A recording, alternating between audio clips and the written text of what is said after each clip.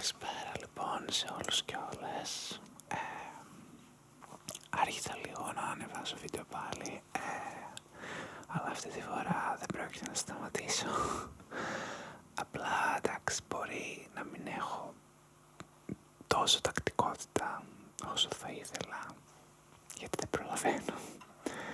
Αλλά δεν πειράζει, αποφάσισα να κάνω βίντεο όποτε προλαβαίνω έτσι κι αλλιώς και να τα ανεβάζω και όπως πάει, εντάξει. Αλλά ναι, δεν θέλω να το ξαναφήσω το κανάλι σίγουρα. Αυτό μπορεί να είναι λίγο random η τακτικότητα με την οποία ανεβάζω αυτό, να μην έχω κάθε εβδομάδα βίντεο, δεν ξέρω, θα δούμε. Πάντως τώρα ξεκίνησα καινούργια δουλειά, οπότε αυτό λίγο δεν υπάρχει θέμα φυσικά με το να δουλεύεις και να κάνεις και βίντεο, απλά επειδή η δουλειά μου είναι σχετική με το video editing που βρήκα. Ξοδεύω ήδη πάρα πολύ χρόνο κάνοντας μοντάζ και δεν μου περισσεύει, δηλαδή μετά είναι δύσκολο να κάτσω να κάνω και έξτρα μοντάζ, ας πούμε, για το κανάλι. Αυτό, οπότε με αυτή την έννοια δεν προλαβαίνω, δεν είναι ότι δεν πιστεύω ότι μια χαρά μπορείς να βρεις χρόνο και ακόμα και αν δουλεύεις, απλά ανάλογα και τι δουλειά κάνεις. Δηλαδή αν έκανα κάποια χειρονακτική δουλειά, σίγουρα θα μου ήταν πολύ πιο εύκολο μετά να κάτσω λίγο να ζωγραφίσω και να κάνω λίγο μοντάζ, ας πούμε, για αυτά τα βίντεο. Αλλά όταν έχεις τελειώσει τόσες ώρες στο Premiere, μετά δεν σου πάει πολύ η καρδιά να κάνεις κι άλλο. Anyway, τώρα βρήκα λίγο χρόνο, οπότε θα κάνω βίντεο και αυτή τη φορά αποφάσισα να δοκιμάσω μια καινούργια τακτική ζωγραφικής από ό,τι έκανα στα προηγούμενα, γιατί δεν με τρέλαναν τα αποτελέσματα του τελευταίου βίντεο. Εντάξει, ο Λούφι μ' άρεσε και η Britney ήταν συμπαθητική, αλλά ο Highlander, ο Homelander και ο Chandler έτσι και έτσι.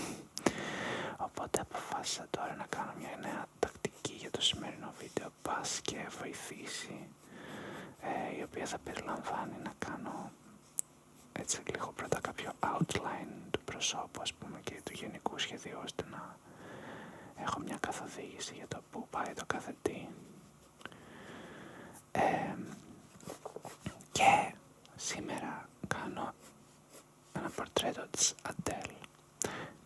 Φυσικά είδα το σχόλιο ότι υπήρξε μια παραγγελία να κάνω τον Weekend στο εξώφυλλο του After Hours. Έχει αίματα αυτό το εξώφυλλο, οπότε άμα το κάνω μάλλον θα παραλείψω τα αίματα.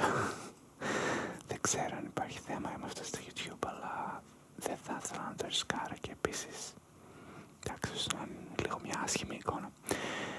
Αλλά παρόλα αυτά, ναι, ok, μπορώ να κάνω το Weekend και λογικά θα το κάνω σε κάποιο επόμενο βίντεο. Αλλά ναι, ήθελα σήμερα να κάνω την Adele. Είναι αυτό το πολύ κλασικό πορτρέτο της από το 25, το δίσκο, το οποίο πολύ καιρό τώρα, όποτε το βλέπω, θέλω πάρα πολύ να το κάνω με μολύβι. Και αποφάσισα να το κάνω αυτό σήμερα, μιας και βρήκα χρόνο, γιατί είναι έτσι λίγο ένα αποθυμένο, ας πούμε, κατά κάποιο τρόπο. Και ναι, δοκιμάζω και τη νέα τακτική. Θα δούμε τώρα αυτό πώς θα πάει. Γενικά το έχω ξαναπεί ότι δεν έχω κάποιο συγκεκριμένο στυλ που ζωγραφίζω, απλά βλέπω και κάνω, δεν είναι ότι έχω διδαχθεί κάτι. Έχω κάνει σκητσογραφία από μαθήματα, δεν έχω κάνει σχέδιο, οπότε ναι, δεν ξέρω. Ξέρω ότι βάζουν έτσι τύπου μολύβι και μετράνε διαστάσεις και μετά το βάζουν και εδώ. Δεν ξέρω. I guess μπορεί να βοηθήσει. Adele λοιπόν. Η Adele δεν μπορώ να πω ότι είμαι ο μεγαλύτερος φαν. Παρ' όλα αυτά εκτιμάω αρκετά πράγματα για αυτήν. Ο λόγος που δεν είμαι φαν είναι επειδή νιώθω πως τα τραγούδια της είναι όλα πάνω κάτω το ίδιο. που βέβαια δεν είναι κάποιο στυλ έτσι που με συγκινεί ιδιαίτερα. Γενικά δεν είναι τόσο εύκολη μουσική να σου μείνει, δεν είναι πολύ κάτσι, ας πούμε, δεν είναι έτσι τόσο pop. Θέλει να την ακούσεις 3-4 φορές σίγουρα, ας πούμε, ένα τραγούδι για να σου μείνει έτσι και να αρχίσεις να μπαίνεις στο νόημα. Και αυτό δεν είναι το στυλ μουσικής συνήθως που ακούω. Παρ' όλα αυτά έχει 2-3 τραγούδια τα οποία μου αρέσουν πάρα πολύ, γιατί κάπως με αγγίξανε. Ένα πράγμα που εκτιμώ πάρα πολύ για αυτήν, λοιπόν, το πρώτο πράγμα είναι ότι γράφει πολύ ενήλικη μουσική. Θεωρώ πως προσεγγίζει τις θεματολογίες της με πολύ ενήλικο τρόπο, πολύ όρημα, και γράφει τραγούδια έτσι που διαφέρουν αρκετά κάπως από το τυπικό pop τραγούδι, ας πούμε, και από αυτά που συνήθως ακούγονται και αυτά που συνήθως τραγουδάνε, ας πούμε, οι άνθρωποι και λένε. Δηλαδή, νομίζω για να ταυτιστείς με τραγούδια της Αντέλ θέλει μια κάπως ενήλικη στάση στη ζωή, θέλει μια αλφα ωριμότητα, και νομίζω ότι αυτό είναι πολύ όμορφο. Αυτό μου αρέσει, δηλαδή δεν νομίζω ότι υπάρχουν πολλοί διάσημοι καλλιτέχνες που το κάνουν αυτό. Και αυτό είναι πολύ ωραίο στοιχείο. Χαίρομαι δηλαδή γι' αυτό, όποτε ακούω αυτά τα τραγούδια που μου αρέσουν. Το ένα από αυτά είναι το When We Were Young. Το When We Were Young θεωρώ πως είναι πολύ η επιτομή αυτού του πράγματος που λέω, ας πούμε. Είναι πάρα πολύ ενήλικο τραγούδι. Νομίζω ότι είναι πολύ αστείο βέβαια ότι το έγραψε τόσο μικρή, στα 24, πόσο να ήταν, το έγραφε 25. Δηλαδή, τώρα είσαι 25 χρονών, ας πούμε, και μου γράφεις τραγούδι που λέγεται When We Were Young, λες και είσαι, ξέρω εγώ, γιαγιά. Και όντως λίγο το τραγούδι θυμίζει σαν ότι το λέει μια μεσήλικη γυναίκα, ας πούμε, τουλάχιστον, για να μην πω ηλικιωμένη. Δηλαδή, μιλάει για πράγματα που κάποιος θα ρισταβίωνε στο πιο μετέπειτα στάδιο, ας πούμε, της ζωής του. Αυτό είναι ένα πολύ έτσι ενήλικο συναίσθημα που περιγράφει, που έχει να κάνει με το να βρίσκεις ξανά έναν παλιό έρωτα, ας πούμε, και να το προσεγγίζεις έτσι πολύ όρημα και ενήλικα το θέμα, έτσι, ότι έχουμε αλλάξει και οι δύο, έχουμε γίνει πολύ διαφορετικοί άνθρωποι. Δεν πρόκειται, ας πούμε, για ζήτημα επανένωσης, ας πούμε. Είναι νοσταλγίας, ναι, λίγο, αλλά όχι με νοσταλγία με την έννοια ότι αχ, πως μου λείψανε εκείνα τα χρόνια, αλλά με το ας πάρουμε έτσι λίγο μια στιγμή να εκτιμήσουμε αυτά που ζήσαμε τώρα, όντως, ας πούμε, διαφορετικοί πλέον και μεγαλωμένοι άνθρωποι. Αυτό είναι ένα πάρα πολύ όμορφο συναίσθημα.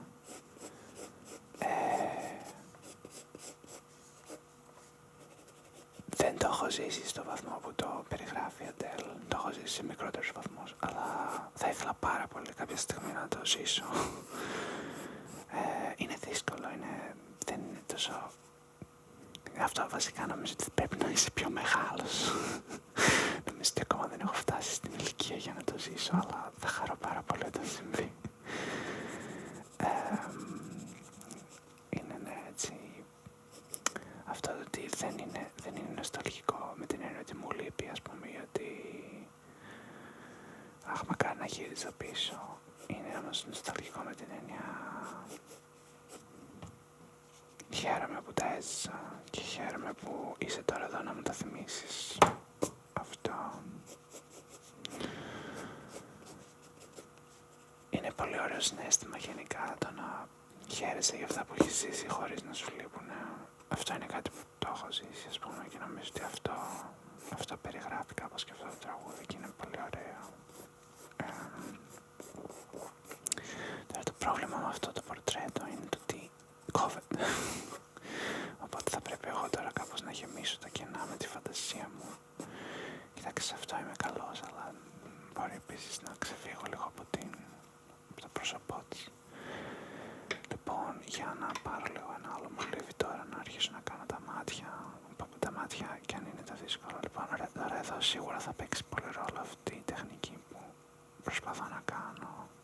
Κάνουμε το outline πρώτα.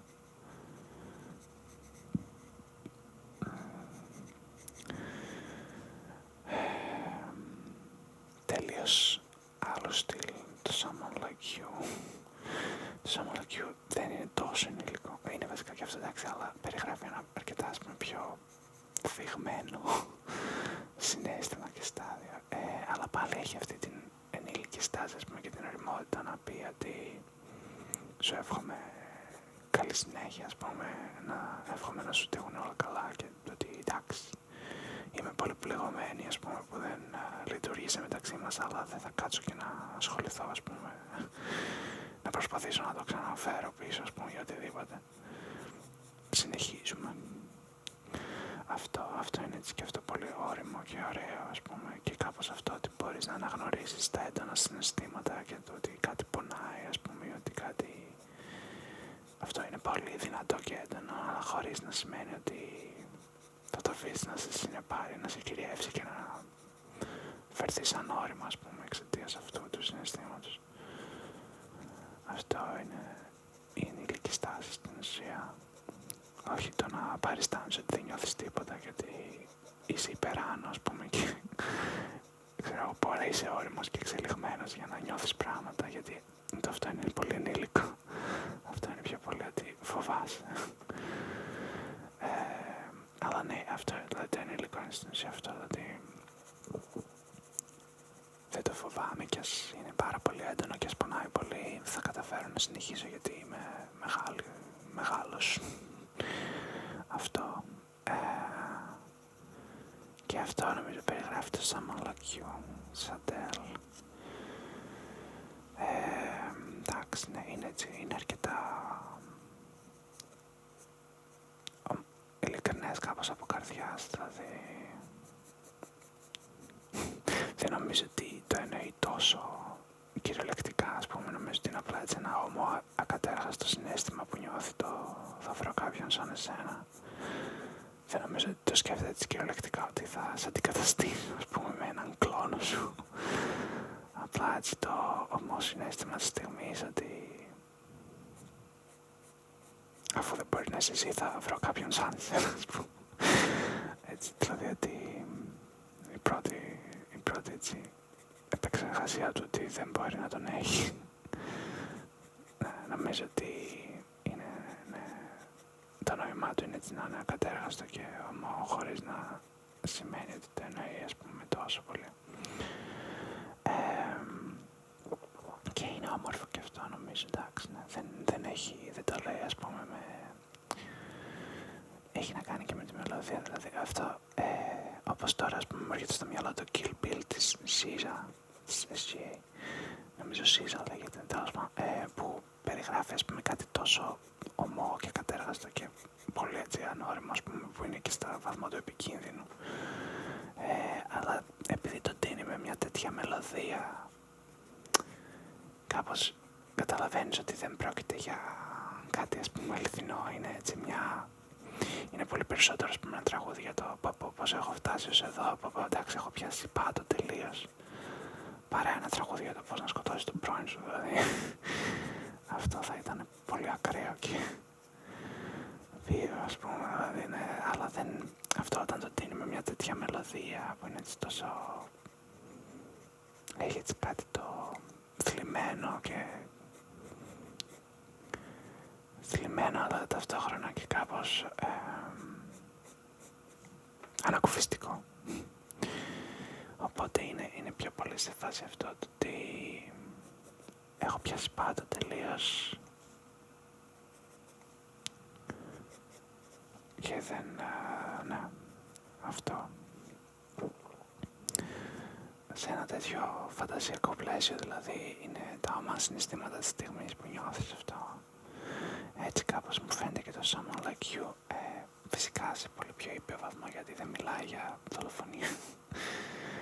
Μιλάει απλά για την κατάσταση που, εντάξει βέβαια, σε αυτό το επίπεδο το φαντασιακό είναι αρκετά παρόμοια συναισθήματα, δηλαδή οι λέξεις που τα περιγράφουν είναι τελείως διαφορετικές και σε κυριολεκτικό επίπεδο έχουν γιγαντία διαφορά, αλλά στο φαντασιακό επίπεδο το να σκέφτεσαι ότι θες να δολοφονήσεις τον πρώην σου και με το να σκέφτεσαι ότι θες να αντικαταστήσεις τον πρώην σου με έναν κλόνο είναι πολύ παρόμοια αισθήματα, δηλαδή είναι και τα δύο έτσι παρόμοια προσέγγιση του προβλήματος, ας πούμε, το ότι ξεχώριζε. Γιατί και στις δύο περιπτώσεις είναι και τα δύο πάρα πολύ έτσι sociopathic. Και τα δύο δηλαδή είναι ότι βλέπεις μόνο τον εαυτό σου και δεν βλέπεις καθόλου το ότι οι άλλοι γύρω σου είναι άλλες υπάρξεις, ας πούμε, ξέχωρες από τη δική σου που έχουν τη δικιά του ζωή και τη δική τους ύπαρξη. Δηλαδή. Είναι και τα δύο έτσι περίοδο ότι είμαστε εμείς στο κέντρο του κόσμου και όλοι οι άλλοι είναι προβολές μας, απλά δεν είναι αληθινοί άνθρωποι. Οπότε αυτό πολύ εύκολα και στις δύο περιπτώσεις μπορείς να πεις στη μία περίπτωση ότι τον δολοφονείς και στην άλλη ότι απλά δημιουργείς έναν κλόνο του και τον αντικαθιστάς. Γιατί και στις δύο περιπτώσεις είναι το θέμα είναι αυτό ότι δεν τον βλέπεις σαν άνθρωπο τον άλλον, αλλά τον βλέπεις σαν μια προβολή του εαυτού σου, οπότε μόνο εσύ έχεις σημασία. Αλλά αυτό προφανώς μιλάμε για ένα φαντασιακό πλαίσιο, δεν μιλάμε για πραγματικότητα, δεν μιλάμε για κάτι που... ναι, στην πραγματική ζωή φυσικά αυτά θα συνέβαιναν, δηλαδή άμα κάποιος σκεφτόταν έτσι ή έπρεπε έτσι, φυλακή, κατευθείαν, χωρίς δεύτερη κουβέντα. Αλλά αυτό, ναι, μέσα σε ένα φαντασιακό πλαίσιο έχουν τελείως άλλη διάσταση. Adele, τι άλλο τραγούδι μου αρέσει από Adele. By the way, είναι και αυτό το τραγούδι της SZA μου αρέσει πάρα πολύ, το Kill Bill. Νομίζω ότι είναι τραγουδάρα από τα καλύτερα τραγούδια της χρονιάς, σίγουρα για μένα.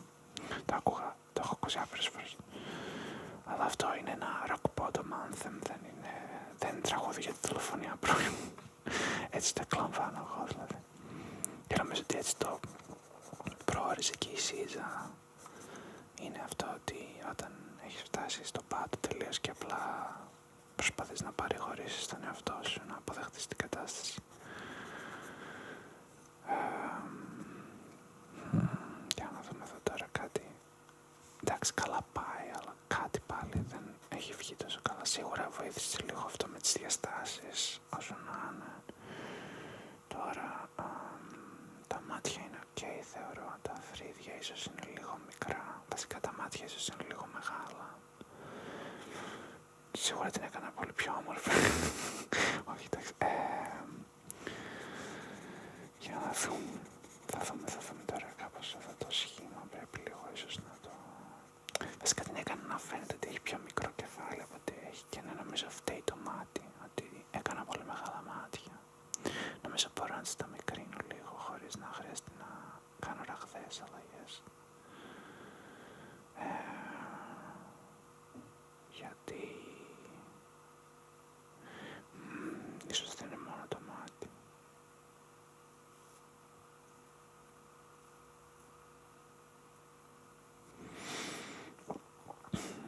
Τώρα θα δούμε, θα τα διορθώσω όλα. Λοιπόν, νιώθω ότι εδώ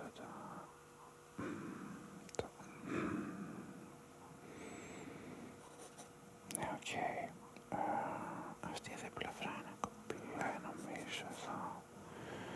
Εδώ λίγο κάτι. Ναι, αυτό το χείλος το κάνω πολύ μεγάλο. Ναι, αυτό είναι, οκ. Και τα μάτια και το χείλος. Αυτά τα δύο. Οκ.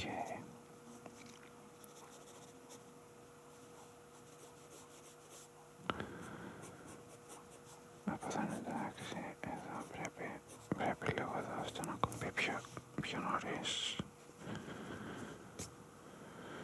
Και αυτό εντάξει, δεν χρειάζεται να πάει τόσο χαμηλά. Αν και το πηγούνι νομίζω ότι έχει καλή απόσταση από το κάτω χείλος. Τέλος πάντων, για να δούμε.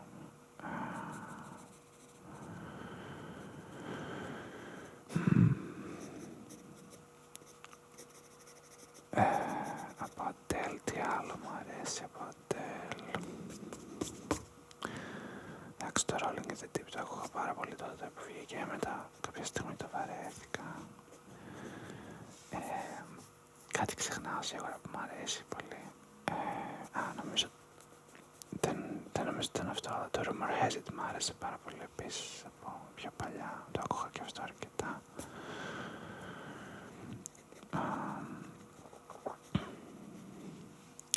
Από το νέο της δίσκο, νέο εντάξει, το περσινό, προπέρσινο, οπότε ήταν στα 30 δηλαδή. Μου άρεσαν κάποια τραγούδια, αλλά δεν θυμάμαι πολύ τώρα.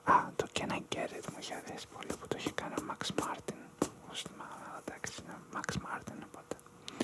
Ο Max Martin είναι ένας θεός της μουσικής, πραγματικά είναι ότι καλύτερο ο τύπος. Είμαι τεράστιος φαν του και νομίζω ότι όποιος τον ψάξει και τον τσεκάρει λίγο θα γίνει τεράστιος φαν. Είναι πραγματικά ότι καλύτερο έχει συμβεί στη μουσική τα τελευταία 30 χρόνια.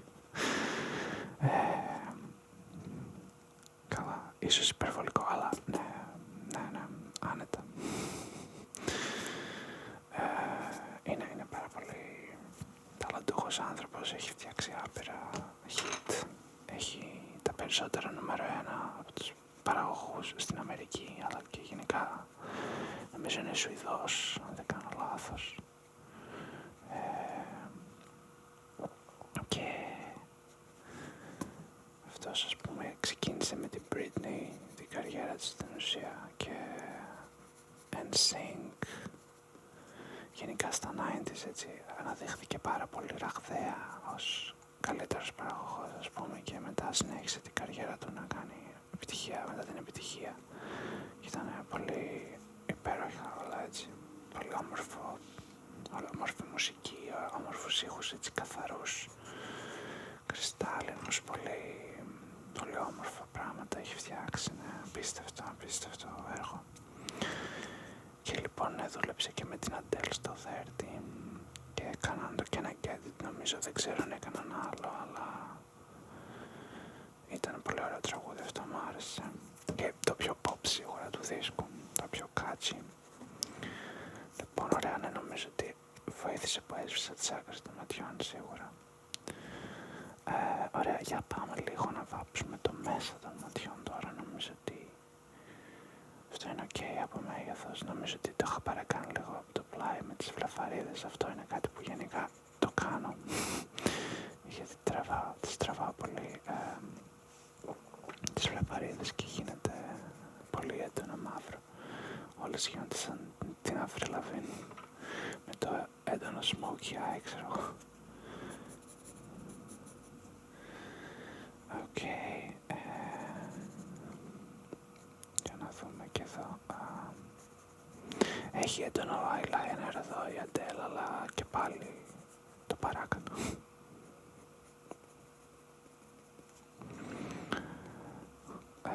Ωραία, λοιπόν, οκ, νομίζω ότι είναι κοπηλά για την ώρα, τώρα θα δούμε πώς θα συνεχίσω.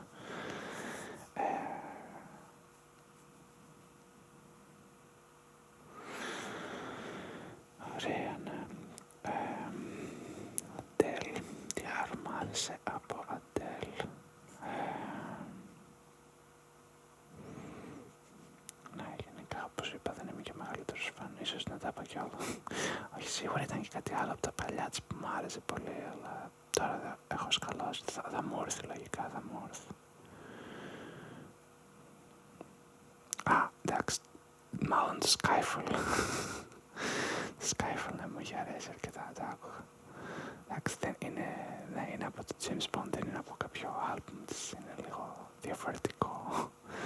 Αλλά, ναι, μου είχε αρέσει πολύ το Skyfall.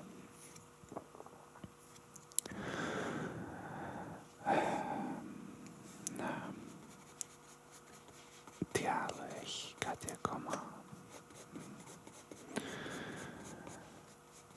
Όταν έκανα φωνητική στα σκάλα μου έβαζα να τραγουδάω αρκετά, δηλαδή είχα τραγουδήσει 3 τραγούδια της, ξέρω, γιατί θεωρούσε challenging, αλλά έχει και βαθιά χρειά, ας πούμε, έτσι, είναι alto η φωνή της, οπότε ταιριάζουν και σε αντρική φωνή τα τραγούδια της, τουλάχιστον ταιριάζουν στη δικιά μου, εντάξει, δεν ξέρω, δεν μπορώ να μιλήσω για όλους, αλλά ναι, εγώ είμαι έτσι βαρύτονος, οπότε ναι, της Adele ταιριάζαν τα τραγούδια.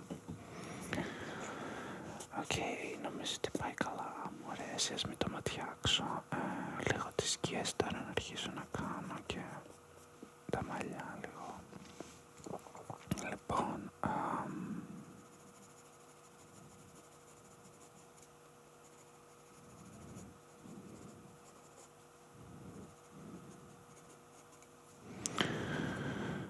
Okay. Τα μαλλιά κλασικά θα πάρουν έναν αιώνα, είναι το πιο βαρετό.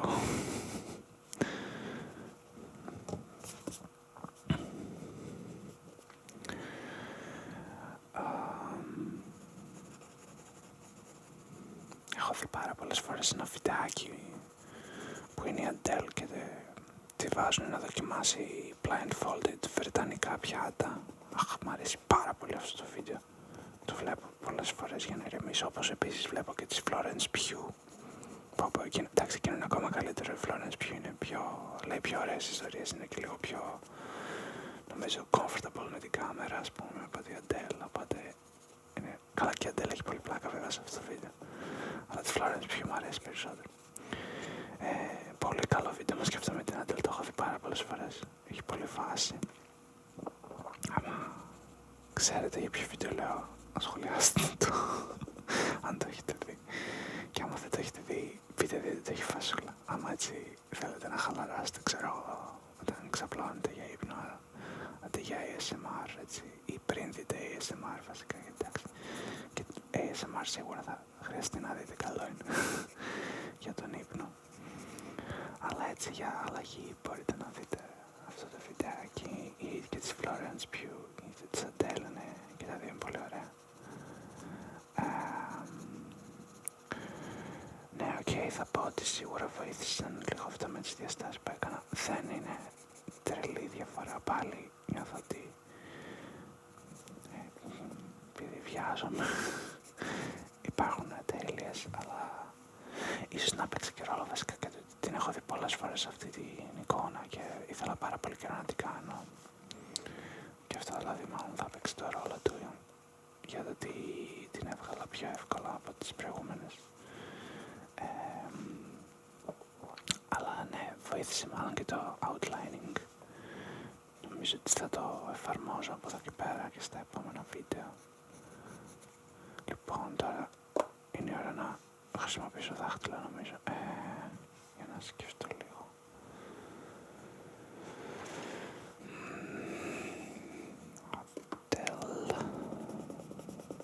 Πάντως, εντάξει, αυτό που είναι νομίζω το πιο αξιοθαύμαστο για την Αντέλ είναι το ότι έχει καταφέρει να δουλεύει όποτε γουστάρει, με τους δικούς της όρους, να εξαφανίζεται για όσο γουστάρει, να επανέρχεται, να κάνει δύσκολο, να κάνει τεράστια επιτυχία και να ξαναεξαφανίζεται.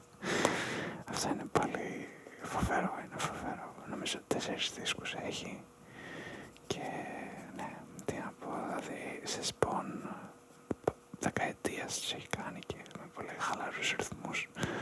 Εντάξει, σίγουρα είναι πολύ δουλειά, δεν αμφιβάλλω, αλλά ναι, έχει βρει πολύ ωραία χρυσή τομή ισορροπίας σίγουρα, που την εύχομαι για όλο τον κόσμο, μεταξύ δουλειάς και χαλαρότητας και διακοπών. Δεν ξέρω πώς είναι η ζωή της φυσικά, αν είναι χαλαρή ή όχι, αλλά μπορεί να έχει και άλλη δουλειά στο πλάι, ποιος ξέρει. Μπορεί να κάνει customer service. Δεν ξέρω. Τέλος πάντων, έχει πολύ ωραία. Είναι έτσι πολύ καλλιτεχνικό αυτό που έχει πετύχει. Έτσι φαίνεται ότι κάπως δεν την πιέζει, ας πούμε, το εμπορικό κομμάτι των πραγμάτων, ας πούμε, για το πότε να κάνει δίσκο, ας πούμε, και το αν θα κάνει έτσι τεράστια επιτυχία, να κάνει follow-up, να κάνει, ναι, και τα λοιπά, δηλαδή έτσι να είναι relevant. Αυτά, ας πούμε, κάπως τα έχει νικήσει. Και είναι ωραίο αυτό.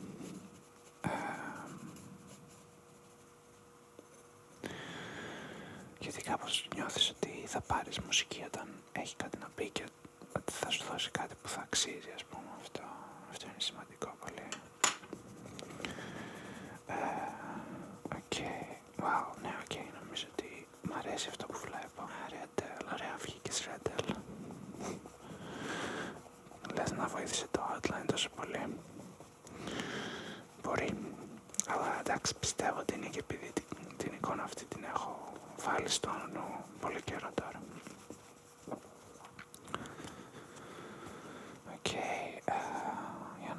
σας κάνω λίγο τσιμαλί παραπάνω να έχουμε.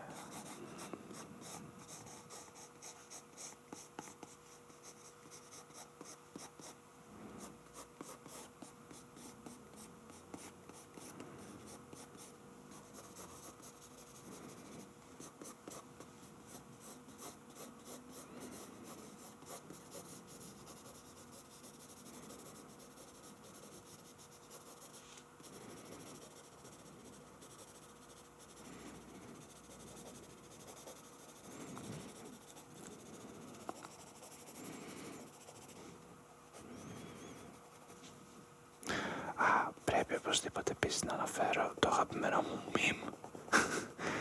Πολύ αγαπημένο μου meme, εντάξει, δεν είναι το αγαπημένο μου ever, αλλά το έχω δει άπειρες φορές και έχω πεθάνει στο γέλιο και το έχω χρησιμοποιήσει κιόλας πολλές φορές έτσι σε κουβέντες μου και σε αστεία μου. Αυτό που είναι σε έναν αγώνα μπάσκετ η Αντέλ και η κάμερα είναι μπροστά στη μούρη της και αυτή κοιτάει οπουδήποτε εκτός από το βαγό. Είναι πάρα πολύ αστείο αυτό που με κάνει να πεθάνω στο γέλιο κάθε φορά και όλα τα σχόλια που έχουν γράψει από κάτω φυσικά βοηθάνε full και το έχω χρησιμοποιήσει και εγώ έτσι σε κουβέντες που έχω κάνει με φίλους μου, ας πούμε, έτσι, για να περιγράψω μια κατάσταση, έτσι, μια ιστορία. Δεν ξέρω, είναι πολύ, ταιριάζει σε πάρα πολλές καταστάσεις. Νομίζω αυτό το meme εμένα τουλάχιστον μου έχει ταιριάξει πάρα πολύ. Το βρίσκω πάρα πολύ πετυχημένο. Και είναι πάρα πολύ αστεία και εκφρασή της, έτσι, το κάνει με τελείως τρόπο, ας πούμε, σαν ότι όντως δεν, σαν να μην τη βλέπει η κάμερα, ας πούμε. Ενώ είναι προφανέστατο ότι είναι μπροστά της ακριβώς και ότι όλοι τη βλέπουν εκείνη την ώρα και αυτή παριστάνει λες και δεν υπάρχει κάμερα, δεν τραβάει κανένας εκείνη τη στιγμή.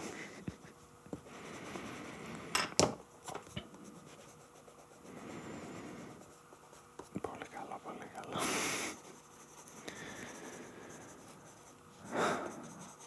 Ωραία, λοιπόν, είχα πολύ καιρό να νιώσω έτσι πολύ ικανοποιημένος από ζωγραφιά μου.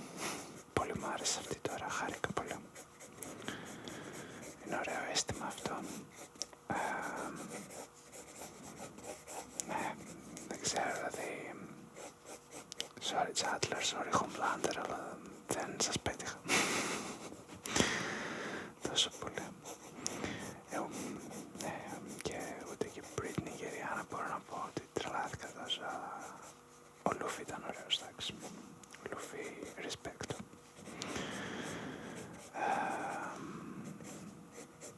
Ναι, δεν θέλω σε καμία περίπτωση να είμαι από αυτούς τους ανθρώπους που κάνουν fishing for compliments, ας πούμε, λέγοντας ότι χάλια είναι, τι εννοείς, σ' αρέσει, είπα, όχι, είναι χάλια. Όχι, δεν μ' αρέσει καθόλου αυτό, μ' αρέσει να τα λέω όπως είναι. Άμα είναι καλό, τελεία, δεν θα κάτσω να λέω ότι μπορούσα και καλύτερα. Όχι, Αντέλ βγήκε πάρα πολύ καλή, πολύ χαίρομαι.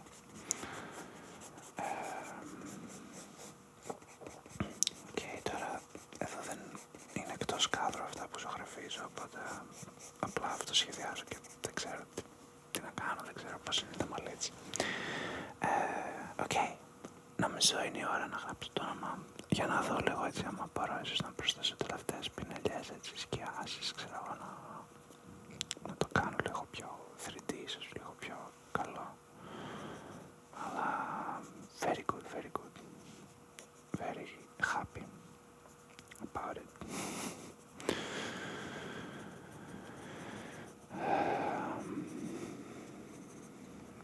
Ναι, το ρυθόνι πρέπει να το σκουρίνω βασικά. Να γίνει λίγο πιο... να γίνουν οι σκιές λίγο πιο, οι διαβαθμίσεις των σκιών βασικά πιο σωστές. Εδώ ας πούμε πρέπει να σκουρίνει λίγο αυτό εδώ το κομμάτι, γιατί είναι πιο...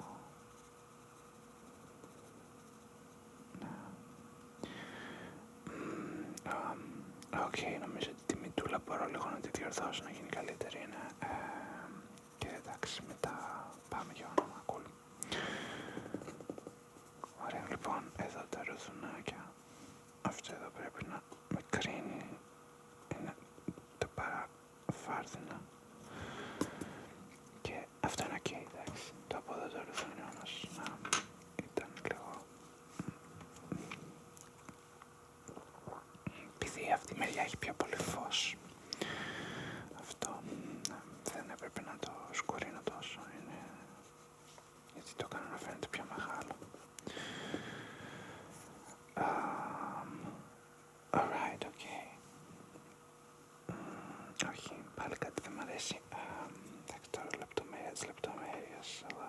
έτσι, να άμα βγαίνει καλή ζωγραφιά, μετά κοιτάς όλο και παραπάνω λεπτομέρειες.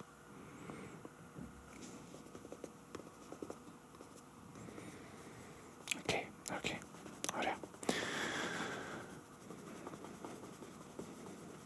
Πολύ μ' αρέσει τόσο πολύ η υφή του δαχτύλου πάνω στο άσπρο χαρτί, έτσι, νομίζω ότι του δίνει ένα πολύ ωραίο 3D look. Απλά το θέμα είναι να φροντίσεις να μείνουν σωστές οι σκιάσεις και να μην γίνει όλο ενιαίο. Δηλαδή αυτό άμα είναι να σκορίνεις τις φωτεινές περιοχές, μετά πρέπει να σκορίνεις ακόμη περισσότερο τις σκοτεινές. Ναι, γιατί εντάξει τώρα ας πούμε άμα το κάνω περισσότερο θα αρχίσει να μοιάζει blackface. Οπότε πρέπει να το σταματήσω σιγά σιγά. Αλλά αυτή εδώ η πλευρά της είναι πιο σκούρη γιατί είναι πιο σκιασμένη. Να πέφτει, το φως πέφτει από την άλλη μεριά. Οπότε εντάξει. Alright.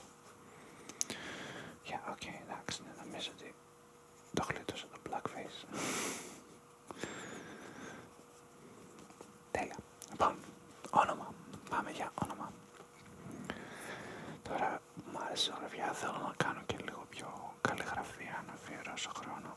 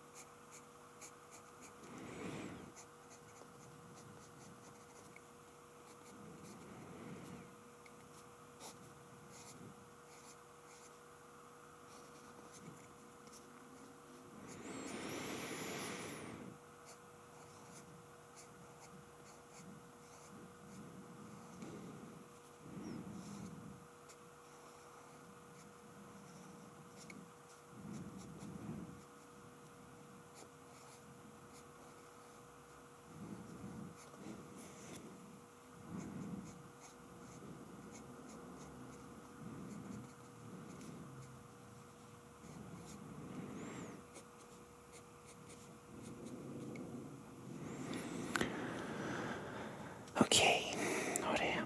Λοιπόν, αυτά για το σημερινό βίντεο. Λοιπόν, ευχαριστώ πολύ που παρακολουθήσατε. Ελπίζω να σας πήρε ο ύπνος κλασικά. Και κάντε subscribe στο κανάλι αν θέλετε, για να βλέπετε τι ανεβάζω και αν σας αρέσει το περιεχόμενο φυσικά. Τι άλλο, like στο βίντεο, I guess. Τι άλλο λένε οι YouTubers. Και εντάξει, σχόλια, εμένα αυτό μου αρέσει πιο πολύ. Αυτό το λέω ειλικρινά. Τα άλλα τα λέω λόγω strategy, I guess. Δεν ξέρω, ή τέλος πάντων γιατί έτσι ξέρω τι γίνεται να χτίσεις κανένα στο YouTube. Αλλά τα σχόλια πολύ μου αρέσει να διαβάζω. Κάντε σχόλια, αυτό μου αρέσει full. Νιώθω ότι έτσι αλληλεπιδράω με ανθρώπους που, ναι, πως είναι ας πούμε να λαμβάνεις fan mail αν είσαι διάσημος. Έτσι νιώθω και είναι ωραία αίσθηση.